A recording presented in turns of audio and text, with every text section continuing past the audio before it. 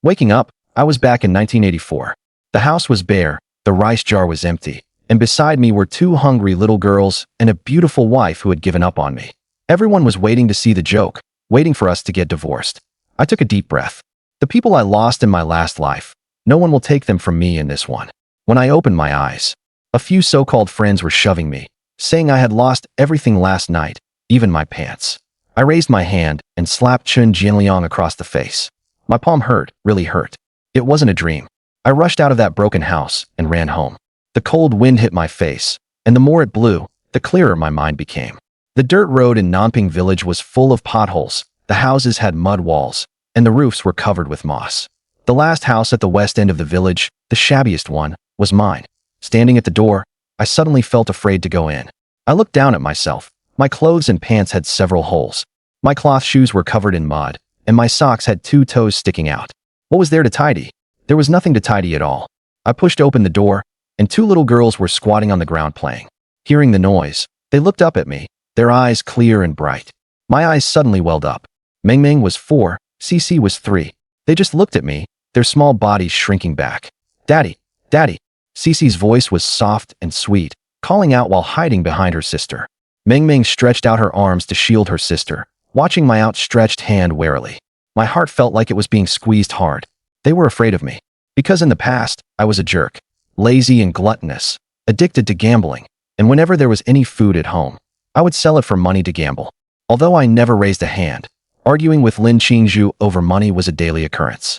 I searched the house, but Lin Qingzhu wasn't there. Memories flooded back. She had gone to work at the county textile factory to support the family. And I, as the father, had done nothing. I wished I could slap myself twice. Meng Meng, Cici, I squatted down, my throat tight. Are you hungry? Wait, Daddy will get you something to eat. I grabbed the fishing rod from under the eaves and ran out. Behind me, the 2 girls stared blankly at my back, probably thinking today's dad was a bit different. When I reached the river, I found a spot by the reeds. Just as I squatted down, I saw a nest of wild duck eggs, 5 of them, perfect for nourishing the girls. I carefully put the eggs away, tore off a few reed leaves, rubbed them hard to get the juice, and hung them on the hook. In my past life, I loved fishing, and I still had that skill. The float soon sank. I lifted the rod, the bamboo pole bending into an arc, and a grass carp weighing over a pound was pulled up. The rod was too old, so I didn't dare use too much force and slowly played the fish. In half an hour, 5 fish were in the bamboo basket. That was enough. When I got home, I put the basket on the ground. The 2 girls ran out and saw the fish, their eyes wide open. Sister, sister, so many fish. Cici reached out to grab the fish tail, and compared to the tail, her little hand was so thin it was heartbreaking. Meng Meng, Cici, let's put the fish in that vat outside, okay? Okay. They hugged the fish and ran over happily, but the vat was too tall for them to reach. Daddy will hold you. I picked them up, 1 in each arm. Cici giggled happily in my arms. A 3-year-old, so light, with hardly any flesh on her bones. Meng Meng was the same, small and thin. My heart ached. It was all my fault. 2 fish had turned belly up and wouldn't survive. I took them out and went to the kitchen to clean them, with the 2 girls following behind, calling out, Daddy, Cici is hungry. Daddy will make fish for you, okay? And duck eggs too. Great. We get to eat fish. We get to eat duck eggs. The iron pot in the kitchen hadn't been used for a long time, so I first boiled water to clean it. The seasonings were just a few scallions, a few cloves of garlic, and a few slices of ginger. I scooped a spoonful of oil and poured it along the edge of the pot. Then stir-fried the scallions, ginger, and garlic, and the aroma came out. I scored the grass carp and put it in the pot, frying until both sides were golden, then added water and simmered. The 2 girls stood at the kitchen door, sniffing hard. Daddy, it smells so good. Cici wants to eat. Wait a little longer, it'll be ready soon. The soup gradually turned white, and the aroma grew stronger. I squatted down and looked at them. 1 3, 1 4, so thin they were skin and bones. In my past life, I never took care of them. Later, we divorced, and Lin Qingzhu took the children and left. I never saw them again. Later, when I had money, I searched everywhere, using every means, but there was no trace. Until I died, it was a thorn in my heart. Now they were right in front of me, still such little ones. Heaven gave me a second chance, and in this life, I must never lose them again. The fish was done, and I scooped out the biggest one and put it on the table. Then I fried 2 duck eggs, the whites golden brown, and cut them into 4 pieces with chopsticks. Come, sit down, eat the fish. The two girls climbed onto the stools, staring at the fish, eyes shining. I gave each of them a piece of the belly meat, picking out the bones. Cece stuffed it into her mouth, her cheeks puffed up, and as she chewed, she smiled. Delicious. Sister, it's delicious. Ming Ming ate slowly, and even wiped the soup from her sister's mouth, acting like a little adult. I picked up a piece of fish and put it in my mouth, my nose tingling, almost unable to hold back. They ate this meal with great relish. The two little ones devoured most of the fish, and the duck eggs were all gone too. Cece licked her lips, still wanting more, and said, Daddy, can we eat this tomorrow? Yes, Daddy will make it for you tomorrow. Ming Ming looked at me, her eyes bright, as if she was starting to believe that today's dad was really different. In the afternoon, I told them to play at home and went to the town myself. Last night, I lost 10 yuan playing cards. That was half a month's wages for Lin Qingzhu, and the rice jar and flour jar at home were completely empty. I searched all my pockets and only found a few cents. Standing at the entrance of the town's supply and marketing cooperative, I took a deep breath. In my past life, I had run a restaurant and done all kinds of hard work. I had plenty of ideas for making money in the 1980s, but now I was penniless and had to start from scratch. I walked around the town and spotted a stall. Early tomorrow morning, I'll go to the river, catch more fish, and bring them to town to sell. At 7 or 8 mao per caddy, selling a few fish a day would keep us going. But this was just the first step. In the evening, Lin Qingzhu came back. She was wearing dark blue work clothes, her face unable to hide her exhaustion. Seeing me standing in the yard, she paused, her expression complicated. Our eyes met, and neither of us spoke. I knew what she was thinking. Today Xiao Yuning had urged her again to divorce me, and she had made up her mind to talk to me. Qingzhu, I spoke first. Go inside and see. The kids had a full meal today. She was stunned for a moment, then walked into the house. On the table was still the half fish left from lunch. Ming Ming and Cece were lying by the bed drawing, using the scrap paper and pencil stubs I had found for them in the afternoon. Mom. Cece jumped down and ran over. Daddy's fish was so tasty. And the duck eggs. Cece ate her fill. Lin Qingzhu picked up Cece and then looked at Ming Ming. Ming Ming nodded and whispered, Daddy didn't yell at us today, and he even held us. Lin Qingzhu turned to look at me, her eyes red. She probably thought I was up to something again, because in the past, I had never done any of these things. I caught the fish in the river today, and there were a few wild duck eggs too. I stood at the door and said, Qingzhu, I know what I used to be like. I won't explain. Just watch what I do from now on. She didn't respond, put Cece down, and silently went to the kitchen to reheat the food. That night, after the two girls fell asleep, Lin Qingzhu sat on the edge of the bed, her back to me. Su Changhe, I want to talk to you about something today. I knew what she was going to say. Qingzhu, I interrupted her, give me a month. She turned to look at me. Just 1 month. If after a month I'm still the same as before, you can do whatever you want, and I won't say a word. But during this month, don't mention those 2 words, okay? The room was quiet for a long time. The light went out. She lay down, didn't answer me, and didn't bring up divorce again. The next morning, before dawn, I got up. Lin Qingzhu was about to go to work, and I stopped her. Don't bring lunch today. I'll bring it to you at noon. She looked at me like I was a stranger. Don't worry, I won't waste money. The fish I caught, the meal I cooked. I'll bring it over so you can have a hot meal. She hesitated, then nodded and left. I entrusted the 2 girls to Aunt Zhang next door. When Aunt Zhang saw me talking to her voluntarily, she looked as if she'd seen a ghost. I didn't explain much, just thanked her and headed straight to the river. Today I was lucky, caught 7 fish, and even grabbed a few crayfish. At 10 in the morning, I cleaned the fish, braised the 2 biggest ones, and planned to sell the rest in town in the afternoon. I also stir-fried some greens and cooked some sweet potato rice. I packed the food into an old lunchbox I found in the cabinet, told Ming Ming and Cece to behave at home, and headed to the textile factory. The factory was on the edge of the county town, a good half-hour walk. At the gate, I told the guard I was looking for Lin Qingzhu. The guard looked me up and down, probably having heard what kind of man Lin Qingzhu's husband was, and his attitude wasn't good. Who are you to her? Her husband. The guard's expression turned even stranger, but he still sent someone to call her. Lin Qingzhu came running out, and when she saw me standing at the gate holding a lunchbox, she froze. You really came. I promised I would. I handed her the lunchbox. It's still hot. Eat it while it's warm. She opened it, and the aroma of braised fish wafted out. Passing co-workers craned their necks to look. Qingzhu, your husband brought you lunch? Oh, there's fish too. Life's treating you well. Lin Qingzhu's face flushed slightly. She lowered her head and said, Why did you make so much? You and the kids need to eat well. I'll cook for you again when I get home tonight. She looked up at me, and in her eyes there was surprise, confusion, and a little something I couldn't understand. You really are different. It'll be different from now on. She held the lunchbox, her lips twitching as if she wanted to smile, but held back. Come home early tonight. I said that and turned to leave. Changhe, she called from behind. I turned back. Be careful on the road. Just 4 words, but my heart stayed warm all day. In the afternoon, I sold the fish and earned 4 yuan 50. I went to the supply and marketing cooperative and bought rice, flour, salt, and 2 pieces of candy.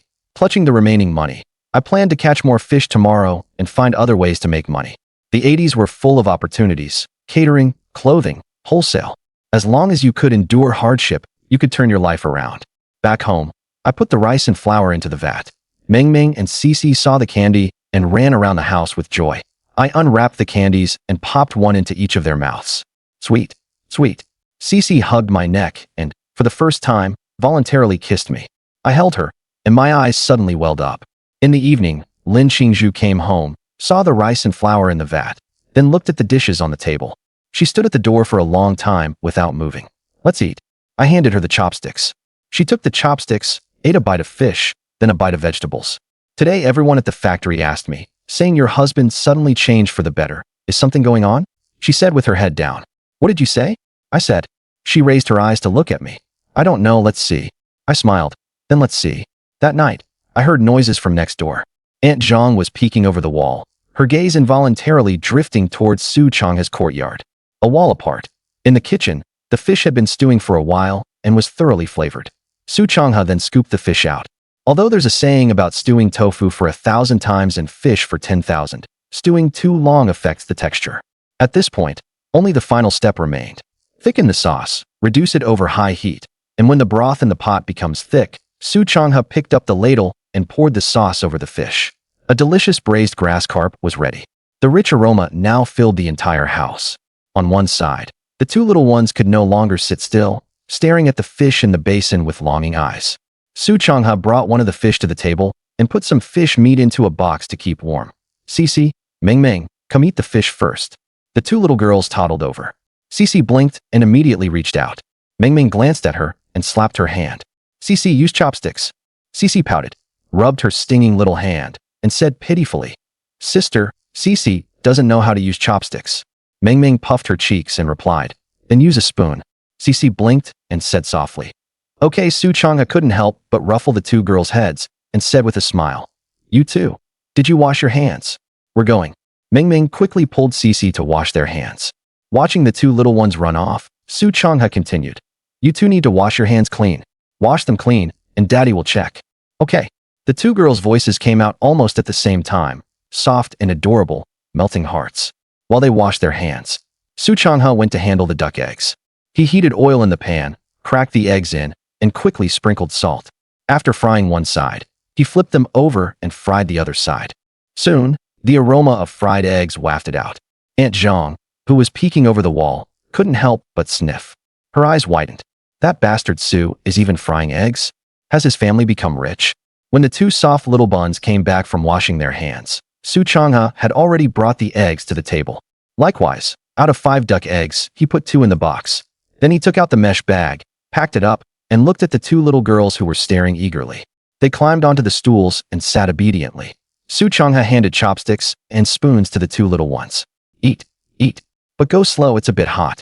Facing the fragrant fried eggs, the 2 girls opened their mouths wide and took a big bite as if to vent. Hot, hot. Cici spat out the fried egg she had just put in her mouth. Her pretty brows furrowed, and tears seemed to glisten in her eyes. Ming tried it, found it hot, and blew on the egg. Seeing Cici spit out the egg, Ming said seriously, Cici, you silly, you have to blow on it before eating. Seeing this, a smile tugged at the corner of Changhe's mouth. He used chopsticks to pick out the fish bones and put the fish meat into the 2 girls' bowls. Cici had just finished the fried egg and looked down at the fish in her bowl. Then she looked at Changhe, who was picking out bones for them. Reluctantly, she scooped out a spoonful of fish, held it to Changhe's mouth, and said in a milky voice, Daddy, you eat? Changhe's nose tingled. He looked at Cici, forced a smile, and said, You eat. Daddy's not hungry. Cici giggled and stuffed the fish into her mouth. Ming blinked and ate slowly. Only when the 2 fish in the plate were reduced to bones did the 2 girls rub their round bellies. Cici blinked her clear eyes and smiled contentedly. Daddy, Will we have fish to eat tomorrow too? Hearing Cece's words, Mingming looked at Su Changhe expectantly. Su Changhe smiled, ruffled their hair, and said softly, "Yes, if you want to eat, you can have it every day." After a pause, he said gently, "Cece, Mingming, you're full now. I'm going to bring lunch to Mom. Do you want to come along?" Hearing Su Changhe's words, Mingming's big eyes sparkled. Cece hugged Su Changhe's leg tightly and said in a milky voice, "Daddy, Cece wants to go?" Hearing her sister's words, Mingming nodded heavily. Mingming wants to go too. "Okay, let's go together," Su Changhe said, ruffling the two girls' heads, carrying the insulated lunchbox, holding Cece in one arm and leading Mingming by the hand, and headed toward the textile factory. Lin Qingzhu worked in a town, and there was only a dirt road from their village to the town. It took about half an hour, and the father and his two daughters were covered in dust from head to toe. Soon, the three of them appeared at the entrance of the textile factory. The gatekeeper, seeing Su Changhe with his two daughters, frowned slightly and said impatiently, "Who are you looking for? Don't you see the sign saying no admittance?" Su Changhe raised the lunchbox in his hand and said with a smile, "Uncle, we're looking for Lin Qingzhu. We're here to bring her lunch." The gatekeeper squinted and looked Su Changhe up and down. "Looking for Qingzhu? What is she to you? I haven't seen you before." Lin Qingzhu was the flower of the textile factory. Not to mention how many people in the factory pursued her. Even others from the town often came to the factory to find her, but every time they were stopped by the gatekeeper. "Grandpa, Lin Qingzhu is our mother." Mingming stood on tiptoe and leaned forward. Cece, in Su Changhe's arms, said in a childish voice, "We're bringing delicious food to Mom." The gatekeeper looked at the two little girls with watery eyes, and his heart softened like water. "I see. Then come in. At this hour, your mother should already be eating in the cafeteria." Su Changhe quickly thanked him and led the two girls inside. Mingming turned back and smiled at the gatekeeper, saying softly, "Thank you, Grandpa." The gatekeeper nodded kindly. Watching their backs, he shook his head. "So this is the man Lin Qingzhu married. He looks decent, but what a pity he's a loafer." Su Changhe quickly brought the two girls to the entrance of the textile factory cafeteria. Just as they arrived at the cafeteria entrance, Su Changhe saw Lin Qingzhu eating with her co-workers. "Qingzhu, you're eating this today?" Lin Qingzhu nodded. Cornmeal buns are fine. Eat some vegetables. Look how thin you've become." As she spoke, the woman put some of the dishes from her lunchbox into Lin Qingzhu's. Seeing his wife whom he had been longing for day and night, hot tears welled up in Su Changhe's eyes. He clenched his hands tightly, his knuckles turning white. He wanted to rush to Lin Qingzhu, but his feet felt as heavy as lead. And after taking only 2 steps, he stopped. He opened his mouth, but his throat seemed blocked, and he couldn't make a sound. "Mom, it's Mom." Cece, in Su Changhe's arms, pointed at the cafeteria and shouted. Cece's voice was loud, which snapped Su Changhe back to reality, and he took a deep breath. Mingming seemed to notice Su Changhe's change, and tugged at his clothes, saying softly, "Dad, let's go in." Su Changhe sniffled, put the lunchbox in Mingming's hands, and said softly, "You go give the food to Mom. Dad will wait here. Dad won't go in." Su Changhe squatted down, patted the two girls' heads, his voice a bit hoarse. Mingming nodded, took the lunchbox, and led Cece into the cafeteria. As soon as Mingming and Cece walked in, dozens of eyes turned to look at the two girls. "Whose children are you? Why did you come to the cafeteria? These kids are so cute, like the Lucky Dolls in New Year paintings, but a bit too thin. Little girl, want to try some of Auntie's steamed buns? They just came out of the steamer, still warm." Mingming held her sister's hand, blinked her clear eyes, and said, "We're looking for our mom." Lin Qingzhu, sitting in the corner, heard the voice, and turned around to see the two girls surrounded by people. Mingming Cece. She suddenly stood up, rushed to the children, and hugged them tightly, her voice trembling as she asked, "How did you get here? Did Aunt Zhang bring you?" The two children nuzzled in her arms, and Mingming said softly, "Dad brought us. We brought delicious food for Mom. He's outside." Cece pointed outside. "Dad is right there." Lin Qingzhu followed Cece's finger and saw Su Changhe standing in the shade. Lin Qingzhu was stunned, blinked, and thought to herself, Why would he bring the kids here and bring me food?" At that moment, Su Changhe's gaze also fell inside the room, and seeing Lin Qingzhu, he nodded blankly. Cece's eyes sparkled with excitement. "Mom, there are fried eggs and fish. Dad made them." Hearing that there were fried eggs and fish, Lin Qingzhu was shocked. She hesitated, took the lunchbox, and when she opened it, her eyes showed disbelief, and she glanced at Su Changhe. Lin Qingzhu clenched her hands tightly, and her face showed no joy at all. "You see, Fish and meat were the same price now. Where would Su Changhe get the money to buy fish and meat? The surrounding co-workers saw what was in the lunchbox and all showed envy. Oh my! Changhe, it's not a festival or anything, but you're eating fish and duck eggs. This fish looks delicious. My husband wouldn't even buy such a big fish for New Year. Exactly, duck eggs are precious. Most families save them to exchange for money. Lin Changhe didn't say anything, but picked up a piece of fish and brought it to Cece's mouth. Cece saw the fish, her eyes longing, but in the end, she rubbed her belly and said in a childish voice, "Mom, you eat. I've already eaten enough at home. I can't eat anymore." While eating, Lin Changhe couldn't help but glance toward the shade outside the cafeteria. But her hand holding the chopsticks tightened involuntarily. Lin Changhe looked at the half-eaten braised fish and carefully closed the lunchbox lid. Lin Changhe held Ming Ming and Cece's hands and led them out of the cafeteria. Seeing Su Changhe standing there, Lin Changhe couldn't help but take a deep breath. Take them back first. We'll talk about things when we get home. Su Changhe opened his mouth, about to speak, but the factory bell rang, and Lin Changhe quickly said, "I need to go to work. You should hurry back too." Seeing Lin Changhe's back, Su Changhe sighed helplessly and led Ming Ming and Cece out of the textile factory. "Dad, Mom seems unhappy," Ming Ming said softly, and Cece, held by Su Changhe, responded, I think Mom is unhappy too." Hearing this, Su Changhe sighed inwardly. Changhe probably thinks I went to gamble with the money again. It's true, I did so many things that hurt her before. Su Changhe sighed deeply and remained silent for a long time, just taking the two children home. In the end, it was because he hadn't been ambitious before.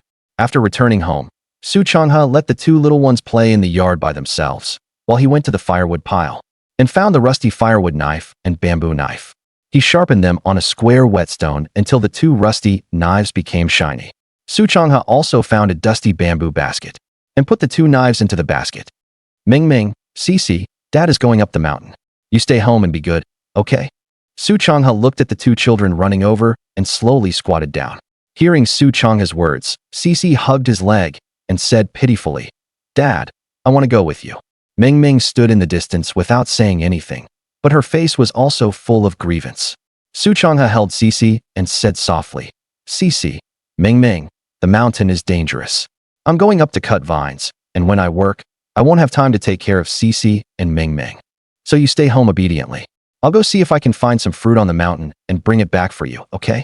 Ming Ming and Cece were a bit unhappy at first, but the moment they heard fruit, their eyes lit up. Ming Ming blinked and said softly, "Dad, come back soon." Cece imitated Ming Ming's words in a serious manner. "Dad, come back soon, and remember to bring us fruit." Seeing this, Su Changhe smiled, nodded, and said, "Okay." After comforting Ming Ming and Cece, Su Changhe finally went out with the bamboo basket on his back. Now, the fastest way to improve the family's situation was to catch fish and sell them at the town market. There were many rivers near the village, and fish resources were also very abundant. With proper tools, catching fish would not be a problem. Su Changhe moved quickly and soon reached the mountain. There were many vines around, and he quickly selected a batch of old vines. The rough vine bark and tough fibers were perfect for weaving fishing nets. He could make 2 large fishing nets, perhaps enough to block a small river. Soon, the originally empty bamboo basket was filled with vines, and Su Changhe had also stripped the stems and leaves from the vines with his machete. Su Changhe let out a breath and said slowly, "That's about enough. Let's go back and tidy up." As soon as he finished speaking, he put the bamboo basket on his back and headed home. In the wild mountain forest, weeds grew thick, dotted with wildflowers along the way. Under the bushes, pearl-like red berries hung temptingly, weighing down the branches and making one's mouth water.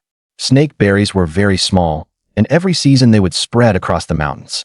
With many children in the village, these snake berries became their favorite. Su Changhe casually picked a few and tossed them into his mouth. They were sweet and sour. These were good things to take back for Ming Ming and Cece. Su Changhe put down the bamboo basket, picked a few leaves from a roadside tree, and carefully lined the basket with them.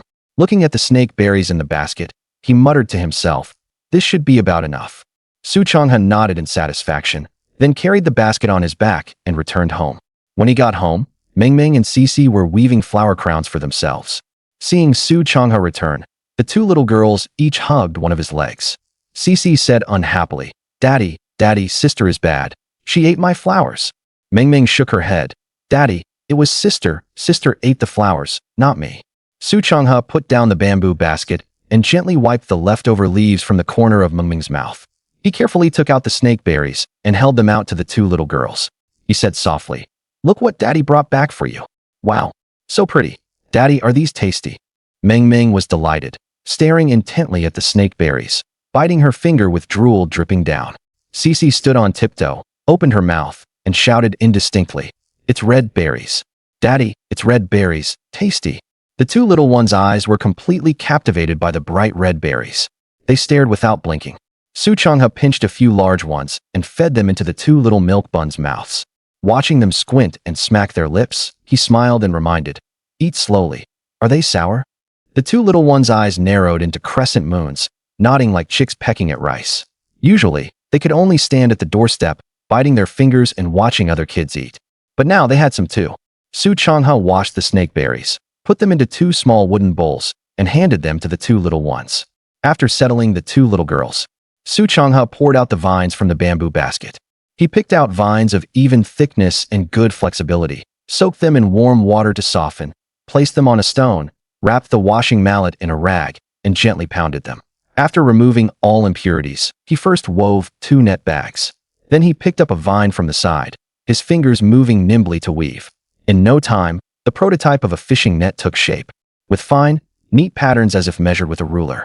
In fact, making a top-quality vine fishing net required quite tedious and strict craftsmanship.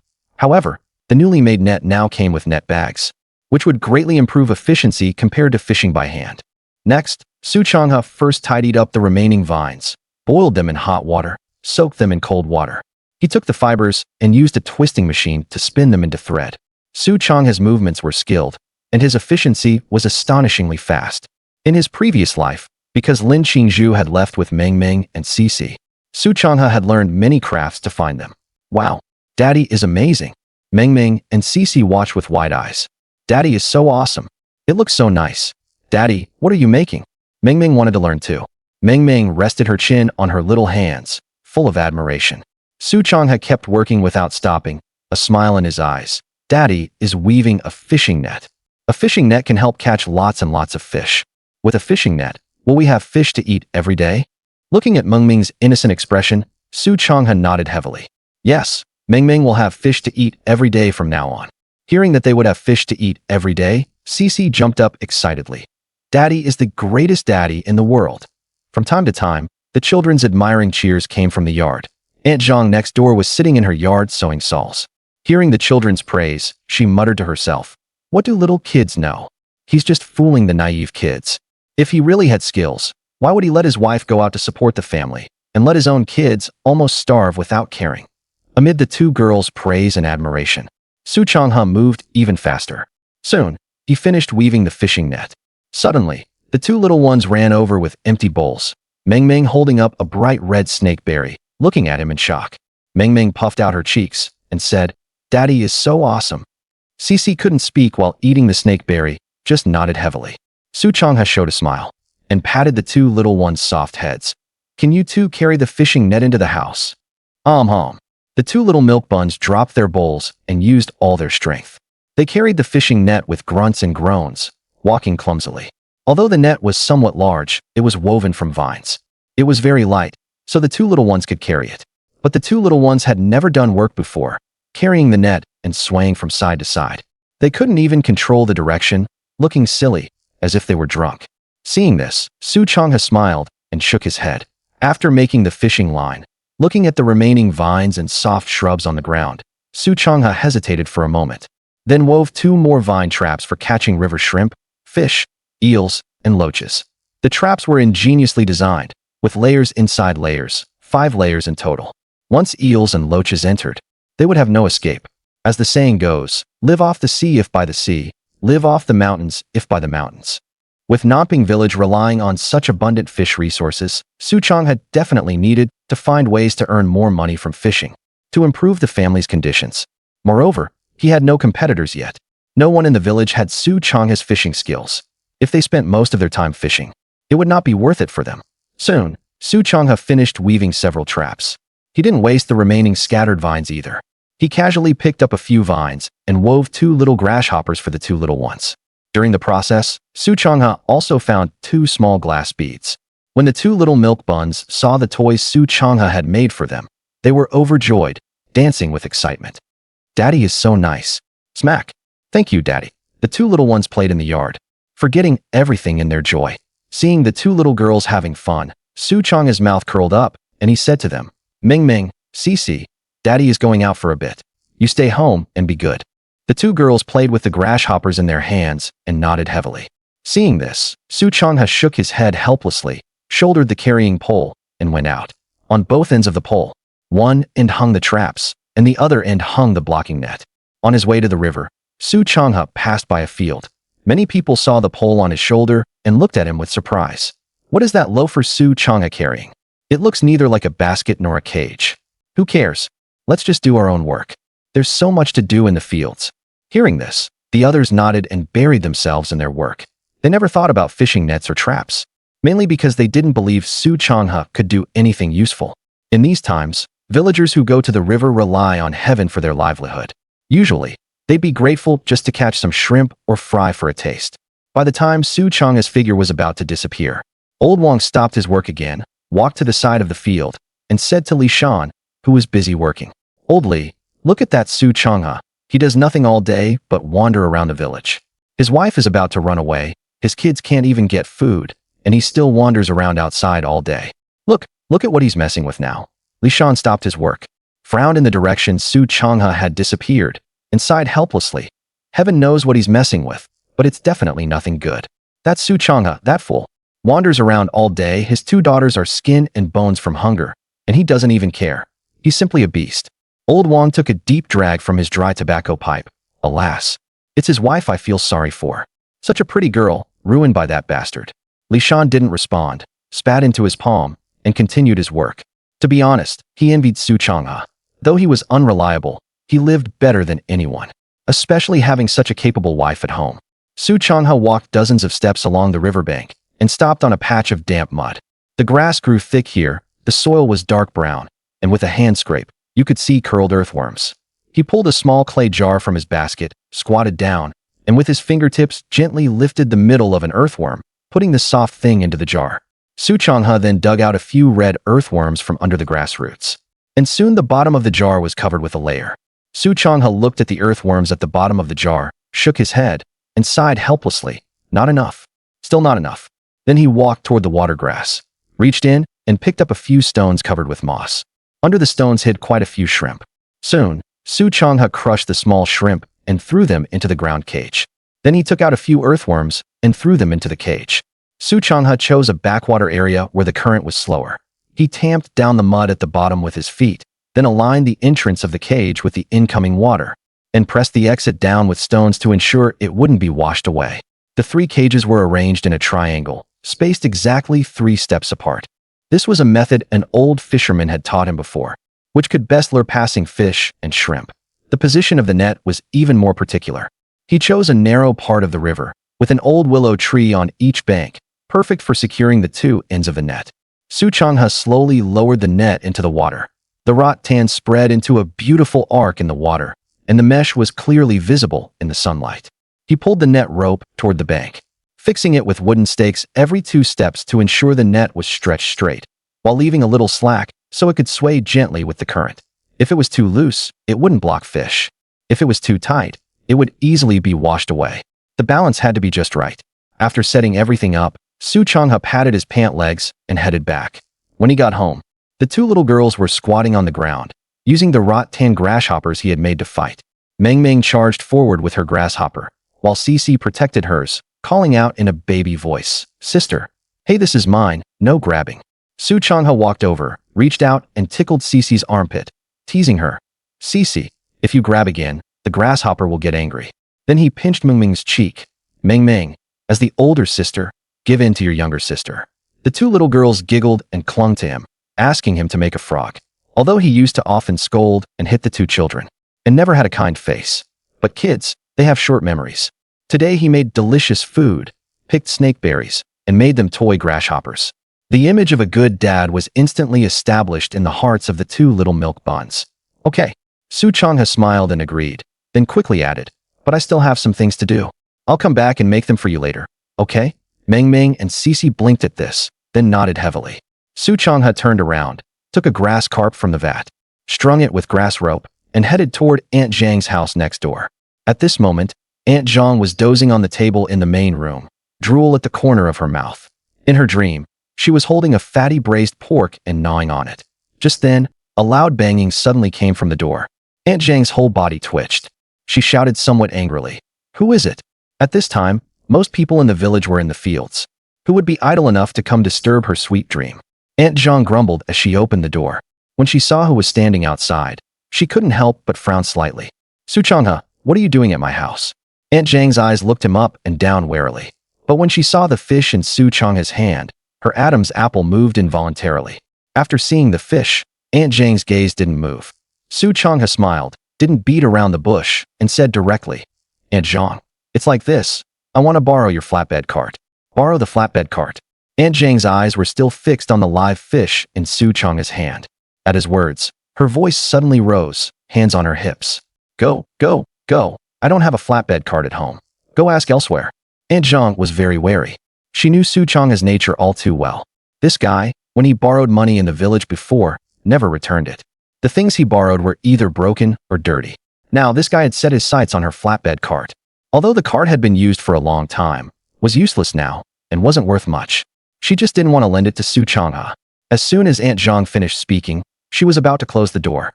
"Just for a few days, I'll return it immediately after use, guaranteed in perfect condition." Su Changhe stepped forward, blocking Aunt Zhang, who was about to close the door.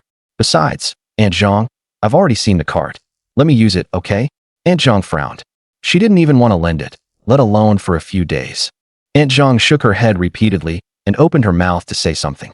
Su Changhe's voice quickly came out. "Aunt Zhang, I know you're not reassured. This grass carp is a gift for you. If you lend me the cart, and if the cart gets damaged, I'll compensate you with another fish." Aunt Zhang stared at the lively grass carp, her eyes lighting up. This fish looks fresh, and she could sell it in town for a good amount. Even if he didn't return the cart, with this fish, she wouldn't lose out. At noon, the two of them had smelled the meat aroma and were really craving it.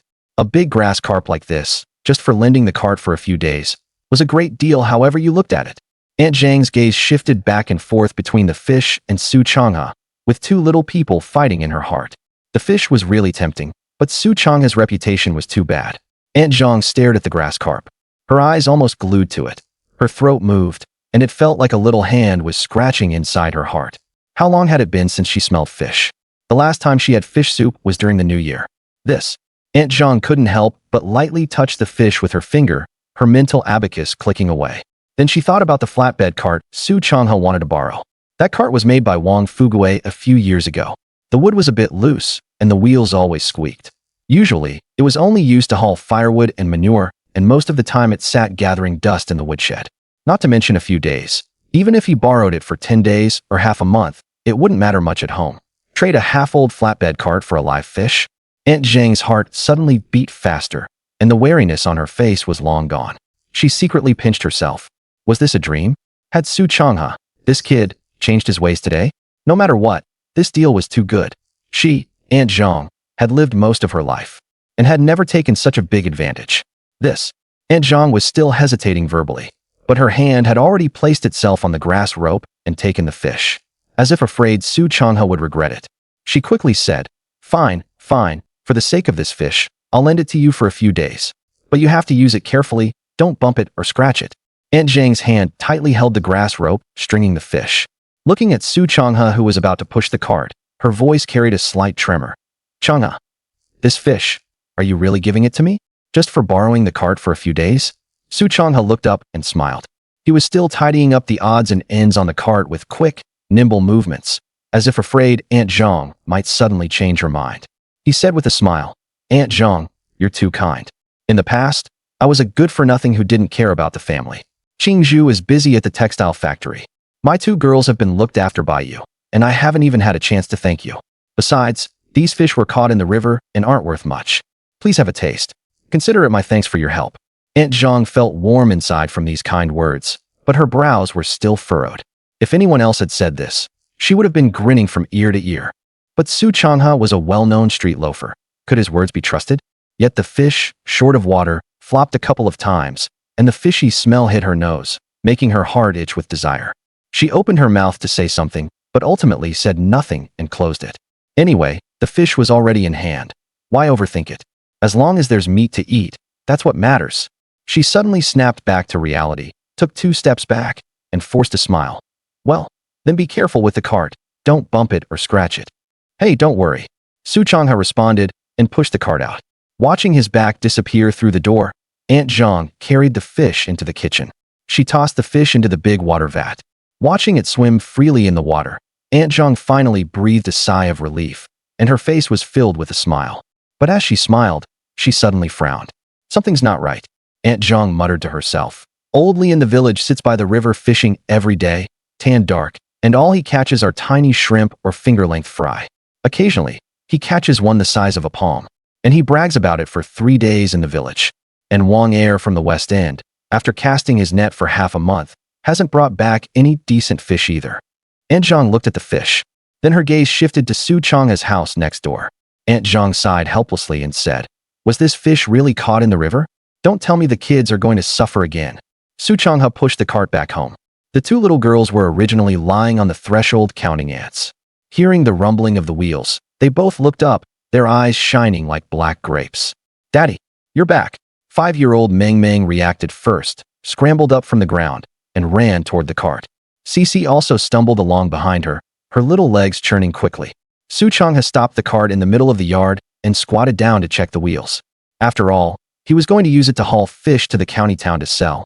If it broke down halfway, it would be trouble. After looking for a long time, Changhe noticed that a spoke on the right wheel was loose, and the axle made a grinding sound when it turned. He found a piece of rosin from the corner of the wall. He stuffed some into the axle hole and found a piece of thin twine to wrap tightly around the loose spoke. He tapped it with a stone, tried pushing it a couple of steps, and the squeaking sound was much lighter. Changhe was thinking about whether to find a wooden wedge to pat it when a small hand suddenly grabbed his clothes, and a soft voice came close. "Daddy, I'll help you." Meng Meng looked up with her little face, blinking her eyes, and reached for the rope on the cart handle. Changhe was stunned for a moment, then smiled. He handed her a small piece of the twine. Then Meng Meng, "Hold this for Daddy, and don't let it fall on the ground and get dirty, okay?" Cici, seeing her sister helping, also ran over and said softly, "Daddy, I want to help too." Changhe was amused by her earnest look. He pointed to the rosin on the cart. Then Cici, "Hold the rosin for Daddy, and don't get it on your clothes." "Okay," Cici responded loudly. The 2 little ones stood on either side of him. One clutched the twine, the other held the rosin. Their eyes were fixed on his work, and they occasionally chimed in. "Daddy, whose cart is this? Daddy, is this cart broken? Daddy, are you going to town?" Changhe patiently responded while fiddling with the cart, feeling warm inside. After the axle was lubricated with rosin, it turned much more smoothly. The frame was also sturdy, so it would definitely be fine for loading fish and exchanged grain. "All right, the cart is fixed." Changhe ruffled the heads of the 2 children. Changhe scooped out the remaining fish from the vat and also loaded the wooden basin the little ones used for bathing onto the cart.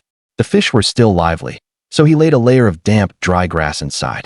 He then firmly tied the bamboo basket to the cart with rope, making sure it wouldn't sway back and forth, and then pulled the cart out the door. From the village to the county town was 20 li. Changhe was young and strong, walked fast, and pushing the cart, he reached the place before long. The hustle and bustle of the county town far exceeded that of the village. The shadow of the planned economy hadn't completely faded, and the signs of state-owned shops were still conspicuous. At street corners and alleyways, many free stalls had sprung up, vegetable sellers, shoe repairers, cloth sellers, their hawking cries rising one after another. Bicycle bells rang in a chorus, and the air was mixed with the smell of coal smoke, food aromas, and the heat of the crowd, full of vitality. Changhe stopped the cart at a street corner near the vegetable market. It was a spot with heavy foot traffic, but not blocking the way. He lifted the wet water grass covering the fish basket, and immediately a fresh, clear river scent spread out. The grass carp in the basket were still jumping lively. He had just set up the steelyard when the plumpest crucian carp in the basket gave a sudden leap and landed on the ground with a flop.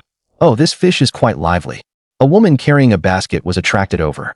She squatted down, looked the fish up and down, then glanced into the wooden basin and found only a few fish. The woman said, looking at the fish are indeed fresh, but there are a bit few. I just caught them this morning." Changhe said with a smile. Look at how red the gills are. Once these few fish are sold, I'll be heading back." The woman was a bit tempted by Su Changhe's words. She reached out and pinched the fish's body. Then she looked up and asked, "How much per jean?" The state-run counter at the vegetable market sold for 7 or 8 mao per jean. Su Changhe pointed to the gate of the vegetable market not far away. "I don't have to pay a stall fee, so 6 mao. Does that work for you?" 6 mao. The woman's eyes lit up. This price was a mao cheaper than the market. Without a second thought, she immediately said, "Weigh this fish for me. I can make fish fillets with it." "All right." Su Changhe nodded, deftly put the fish into a bamboo basket, and hung it on the steel yard. The weight slid, the string tightened, and he pointed to the scale marks. "This one is 2 jean and 1 liang. I'll count it as 2 jean, so just give me 1 yuan and 2 mao." The woman weighed it in her hand, felt the weight was about right, took out the money, and praised with a smile. "Young man, you really know how to do business." After paying, she carried the fish and headed home, but suddenly turned back. She said with a smile, "Young man, people in our neighborhood love fish. Will you be selling here tomorrow? If you come, I'll have my neighbors come by too." Su Changhe put the money in his pocket and replied with a grin, "If I can get fish tomorrow, I'll come. I can't promise anything else, but I guarantee the fish will be this fresh." The woman nodded at that. She left with her basket. Before long, Su Changhe's fish stall was quickly surrounded by people. "Young man, how much is your grass carp per jean?" "Young man, weigh me 2 grass carps." Because Su Changhe sold cheaper than the market, the fish he brought were quickly snapped up. Of course, besides that, the main reason was that Su Changhe's fish were fresh enough. Moreover, Su Changhe had set up stalls in his previous life and knew how to hawk his goods. Compared to him, the other stall owners were like gourds. They either sat or stood, with an air of, like Jiang Taigong fishing, willing to take the bait. They only responded when customers came up to ask prices. By the time Su Changhe had sold everything, the others still hadn't sold anything. Su Changhe smiled and lifted the wooden basin from the cart, pouring out the water. After doing that, he carefully tucked the 10-odd yuan into his pocket. He put the wooden basin back on the cart and was about to leave when the stall owner next to him finally couldn't help but lean over, handed over a cigarette. "Brother, your business. You've got a knack for it." Su Changhe took the cigarette but didn't light it, tucking it behind his ear with a smile. "No knack at all. The fish are good, the price is fair, so people naturally want to buy." As he spoke, Su Changhe swept up the scattered fish scales and water stains on the ground with a broom, and tossed the grass roots onto the pile of grass nearby. Seeing this, the neighboring vendor was astonished. When they set up stalls here, who didn't just pat there, but and leave after packing up? Cleaning up? That wasn't their job at all. When everything was completely tidied up, Su Changhe's hand was already on the cart. Now that he had a bit of money, he thought about buying some rice, flour, and oil first. Although fish was tasty, you couldn't eat it every day. And looking at Meng Meng and Cici, they were so skinny. Just then, a hurried sound of footsteps came from behind. "Wait, young man, wait." 3 men ran over, panting. The leader was a burly man with a beard, pushing a bicycle, clearly having rushed from elsewhere. "Fish seller. Fish seller. Wait." Su Changhe heard the voice behind him and quickly stopped. The bearded man hurried to his side, caught his breath for a moment, and looked into the wooden basin on the cart. "Where's the fish?" Su Changhe scratched his head and said with a smile, "Sorry, just sold out. You came at the wrong time." "Sold out so quickly?" The bearded brother rubbed his hands. A man in a hat beside him also said, "I just heard Old Lee say he bought fish with roe from you, and I wanted to come by one to nourish my wife, but it's already sold out." The tall, thin man behind him heard this and couldn't help but sigh. "What a pity. We even rode over from the east specifically to get good fish. How could they be gone so fast?" Su Changhe scratched his head apologetically and said with a smile, "Folks, I caught fewer fish today, so they sold out in no time. I'll see if I can bring more tomorrow and make sure everyone can buy some." Hearing this, the bearded man sighed helplessly. All right. We got excited for nothing. But it's settled. You must save a few for us tomorrow." "No problem," Su Changhe replied with a smile. Watching the 3 leave, Su Changhe couldn't help but remark, "I didn't expect the fish to be in such high demand. Logically, there should be plenty of fish in the river." As Su Changhe thought, there were indeed many fish in the river, but not everyone could catch them, especially now in early spring, when the river water was cold and the fish stayed in deep water without surfacing. And now that life was a bit better, everyone wanted to add some meat to their meals. Fresh fish naturally became a hot commodity. The fish at the state-run vegetable market were even rarer. Only 2 baskets came in daily, and they were snapped up by people with connections as soon as they were put out in the morning. Ordinary folks had to ask favors to buy any, and those were frozen overnight. How could they compare to the live fish Su Changhe had just taken out of the water? Grumble. As Su Changhe walked, his stomach suddenly growled. He hadn't eaten a thing since last night, and he had been doing physical work, so just a few steps in, he felt starving. Looking around, he went straight to a Rujiamo, Chinese hamburger, stall, where cabbage and vermicelli ones cost 3 cents each, and meat ones cost 15 cents each. Su Changhe ordered 2 vegetarian and 3 meat ones. After paying, he took the Rujiamo. He said a word to the stall owner and headed toward the supply and marketing cooperative in the distance. He wolfed down 2 fist-sized vegetable buns in no time, feeling a bit better. He wrapped the remaining 3 meat buns in oil paper, then wrapped them in a handkerchief and tucked them into his chest. Those 3 meat ones were, of course, saved for Lin Qingzhu and the 2 girls. Tucked inside his clothes, kept warm by his body heat, they shouldn't get cold. Soon, Su Changhe appeared at the entrance of the supply and marketing cooperative. In those days, the cooperative status was equivalent to a large modern supermarket chain. They had goods from all over.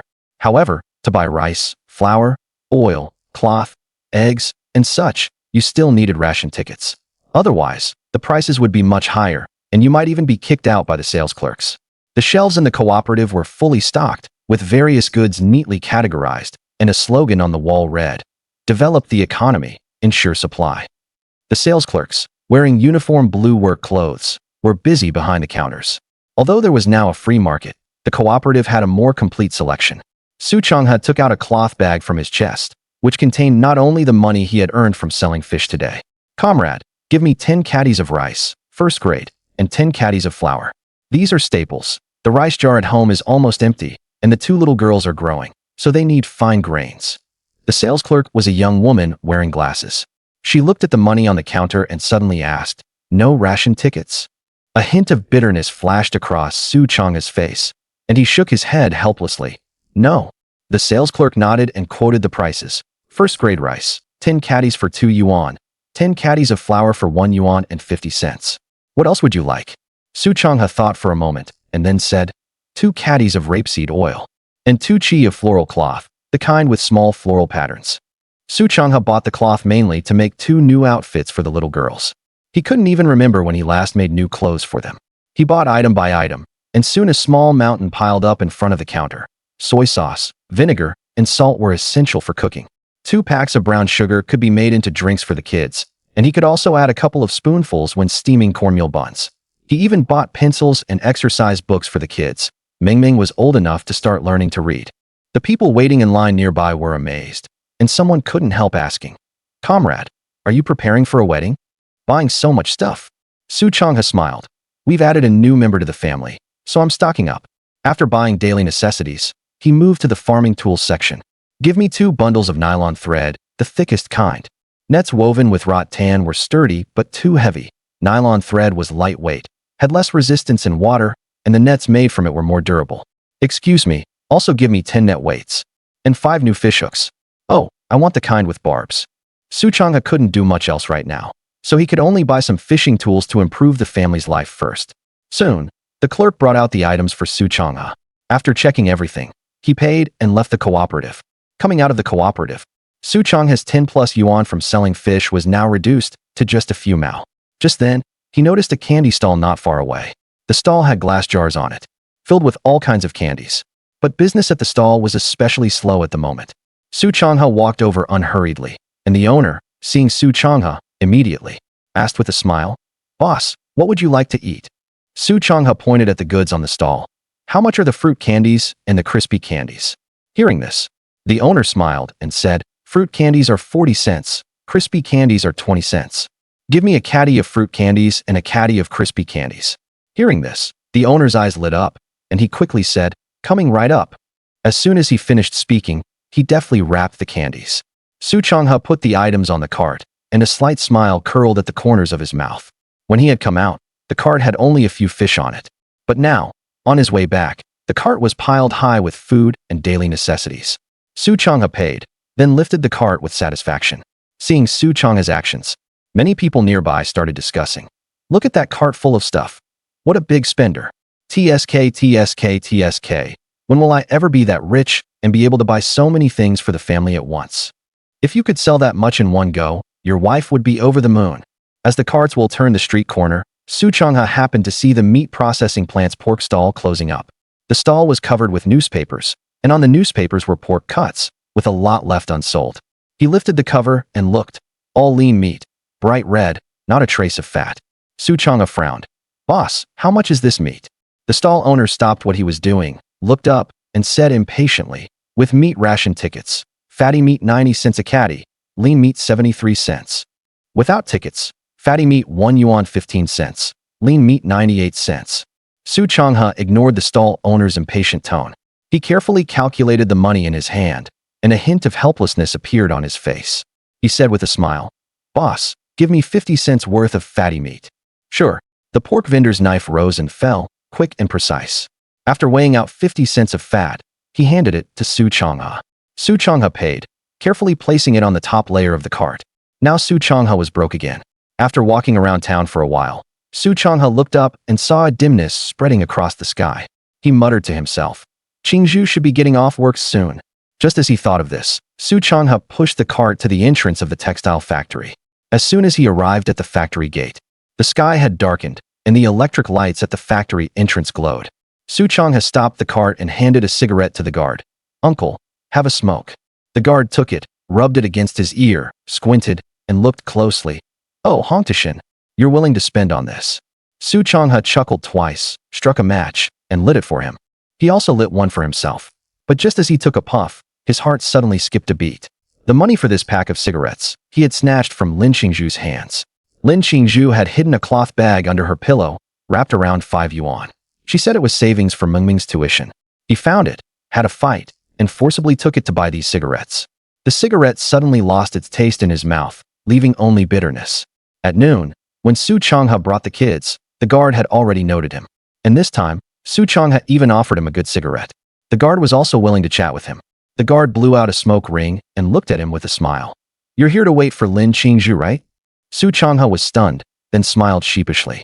Knowing to wait for your wife means there's still hope. A prodigal who returns is worth more than gold. Treating your wife and kids well from now on is the real thing. The guard flicked the ash from his cigarette. His tone softened. The women at this textile factory work hard, from dawn to dusk. Having a wife who can endure hardship is your blessing.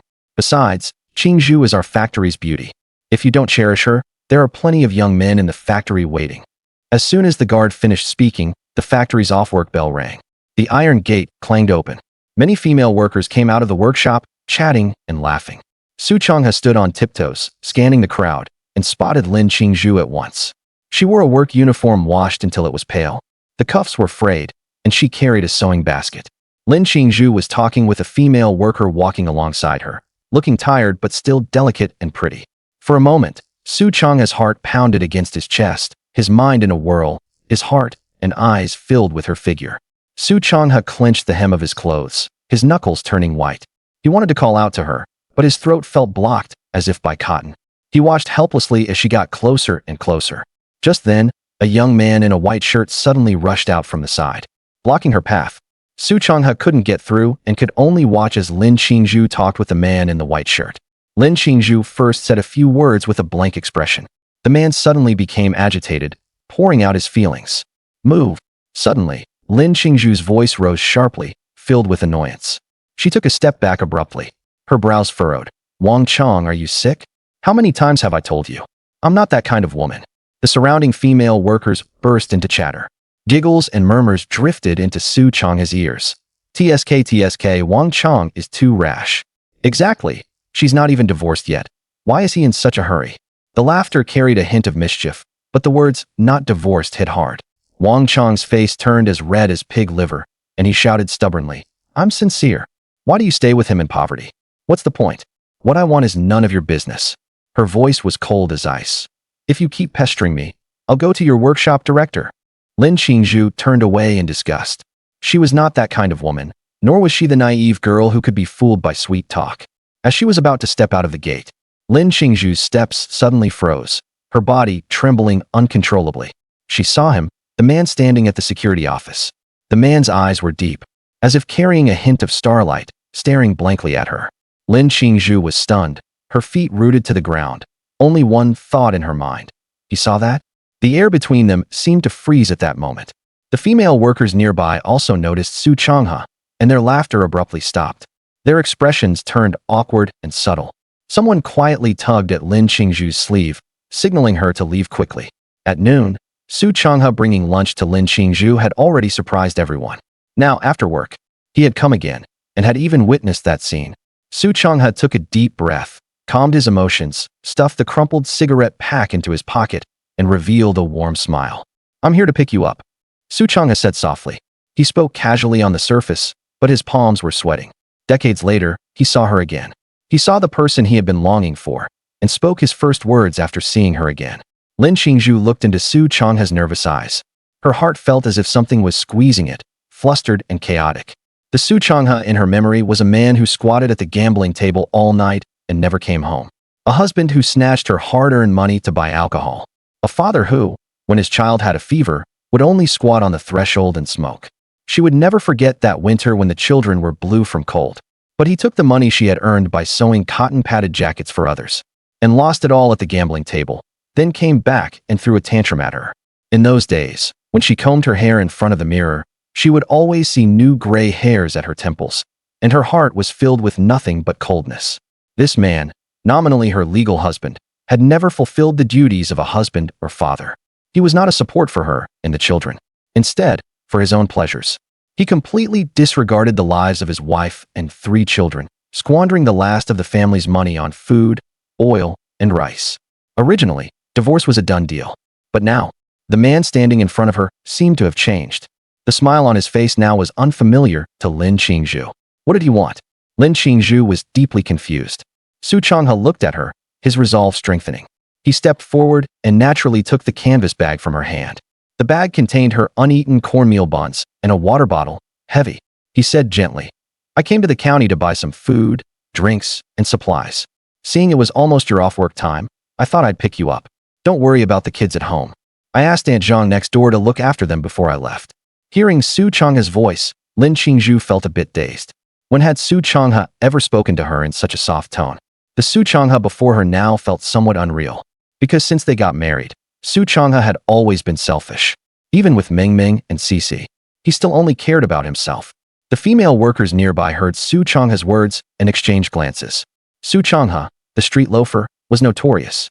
Otherwise, why would Lin Qingzhu come to work at the factory shortly after giving birth? Not only that, but her life was also hard. Many men in the factory were waiting for them to divorce. But today, Su Changhe actually came to pick her up. Wang Chong squeezed out of the crowd, and, upon seeing Su Changhe, opened his mouth in shock. Su Changhe's lips curled slightly. As if unaware of the surrounding gazes, his eyes were only on Lin Qingzhu.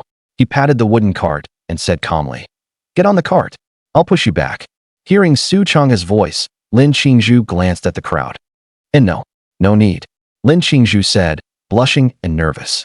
As soon as she finished speaking, she walked straight ahead without looking up. Su Changhe didn't hesitate and quickly pushed the cart to catch up. Just as they left the factory gate, voices of discussion came from behind. "This street loafer Su Changhe actually came to pick up Qingzhu? Am I confused from work? Didn't they say just a few days ago that they would divorce sooner or later? Why did he come to pick up Qingzhu today? Oh, didn't you see the things on the cart? Sigh. Probably spending Qingzhu's money again."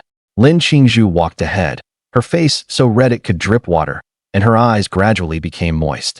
She didn't need to look at the things on the cart to know that these things cost a lot of money. The more she thought about it, the more wrong she felt, and the more uncomfortable she became. At that moment, she stopped and turned around to question Su Changhe. "Why did you buy so many things?